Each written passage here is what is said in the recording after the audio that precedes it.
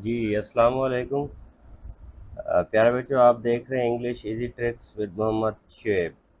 तो आज जो हमारा टॉपिक है वो है पैराफ्रेज का, क्योंकि काफ़ी ज़्यादा व्यूअर्स के ये कमेंट्स आ रहे थे कि पैराफ्रेज करा दें।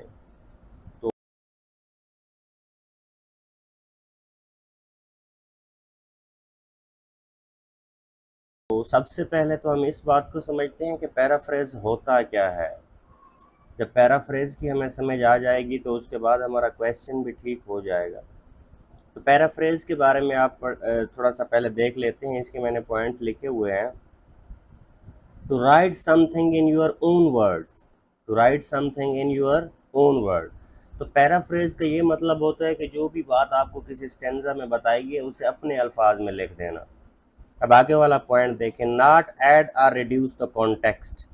अब उसमें ना तो आपने उसे एक्सप्लेन करना है और ना ही जो मेन आइडियाज़ उसमें दिए गए हैं उनको कम करना है। तो ये बात अपने माइंड में रखनी है। उसके बाद सबसे पहले आपने क्या करना होता है, अंडरस्टैंड द की आइडियाज़। जो जो चीज़ें वहाँ पे बताई गई हैं वो की आइडियाज़ अपने माइंड में बताने हैं। एंड मेंटेन द ओरिजिनल और एटमॉस्फेयर और द टोन। ऐसा ना हो कि वहाँ किसी हादसे की बात हो रही हो और आपने जो वर्डिंग इस्तेमाल की है उससे लग रहा हो कि कोई शादी का इन्वायरमेंट है। ठीक है, तो ये हमेशा याद रखें, पैराफ्रेज क्या होता है, किसी भी चीज़ को जो आपको दी गई हो उससे आपने अपने अल्फाज में लिखना है। तो इस बात को माइंड करें, अपने अल्फाज में। सम टाइम लोग क्या करते हैं, वही लिख देते हैं जो वर्ड्स होते हैं। अब ये जो द विंड पोएम है इसको हम पैराफ्रेज करते हैं स्टेंजा वाइज। अब इसको देखें ज़रा। I saw you toss the kite on the high and blow the birds about the sky. अब देखें, in this stanza poet is addressing the wind that I watched as you lifted kites up high and swept the birds across the sky with your gentle touch. ठीक है, and all around I heard you pass. अब देखें, ये ऊपर वाली जो तीन लाइनें हैं, जो ऊपर वाली तीन लाइनें हैं जो आपको अभी हाईलाइटेड नज़र आ रही हैं, इनको उसने क्या किया है, एक ही लाइन में बंद कर दिया है। और जो आइडियाज़ उन तीन लाइनों में डिस्कस किए गए हैं उसने वो सारे लिख दिए हैं। ठीक है, अब देखते हैं आगे। Like ladies skirts across the grass, O wind, O blowing all day long, O wind that sings so loud a song। अब देखें, your presence is felt everywhere. ठीक है, अब देखें ऊपर क्या कह रहा है, everywhere as so soft and gentle as the rustling of the ladies skirts on the grass. ठीक है, सेम वही चीज़ इसने इधर लिख दी है। वहाँ पे राइमिंग वर्ड्स में है, वहाँ पे पोएटिक डिवाइसेस में है, इधर इसने सेंटेंस में लिख दी है।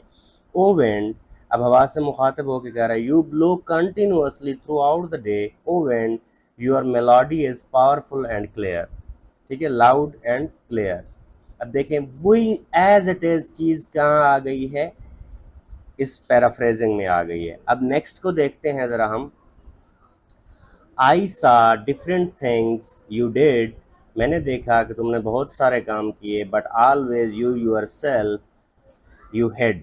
ठीक है, अब देखें, इधर देखें, I observe various things you did but you remained invisible concealing your true form. अब किसी को पता नहीं होता, सेम वही चीज़ आगे लिख दी है जो इन लाइनों में लिखी हुई है। पहले सेंटेंस में इधर क्या लिखा हुआ है, सेम वही चीज़ लिखी हुई है।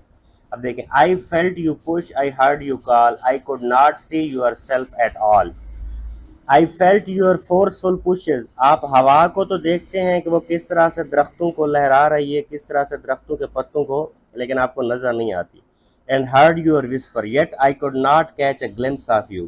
कहते ये सारे काम करते हुए तो मैंने तुम्हें देखा है, लेकिन फिर भी मैं क्या नहीं कर सका, तुम्हें देख नहीं सका।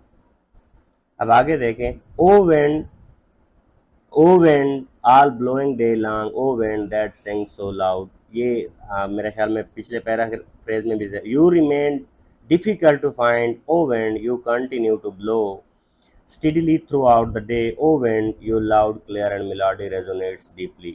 सेम वही चीज़, तो किसी चीज़ का इजाफा नहीं किया और किसी चीज़ को कम नहीं किया, सेम वही बात उसने अपने अल्फाज में लिख दी है। अब तीसरा देखते हैं ज़रा। O you that are so strong and cold, O blower, are you young or old? Are you a beast of a field and the tree? ठीक है, अब देखें वही बात आगे देखें, उस सेंटेंस में कह रहा है यू आर सो स्ट्रांग, ठीक है, you are so strong and cold but I don't know if you are old or young, ठीक है, are you a wild animal or just more powerful version of me. अब देखिए जो नीचे लिखा हुआ or just strong child than me, O wind O blowing all day long, O wind that sing so loud a song. तो ये आगे वही चीज़ लिखी हुई है। तो पैराफ्रेज के बारे में ये हमेशा याद रखना है, जो चीज़ आपको वहाँ दी गई है उससे ना तो कम लिखना है ना ज़्यादा लिखना है, उसके जो मेन आइडियाज़ हैं उनको समझना है और उनको अपने अल्फाज में लिख देना है। मेक श्योर किया करें कि वो चीज़ आपके अपने अल्फाज में लिखी हुई हो, बजाय इसके कि आप वहाँ से डायरेक्ट कॉपी कर लें।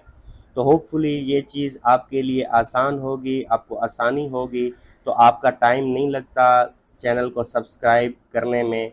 और मैं इस चीज़ के लिए आप लोगों को वेलकम करता हूं कि किसी भी चीज़ के लिए आप मुझे सजेशन देना चाहें, मज़ीद मैं किस तरह से वीडियोस को इम्प्रूव कर सकता हूं, उसके लिए कमेंट ज़रूर किया करें, हमें बहुत ज़्यादा अप्रिसिएशन मिलती है। Thank you so much.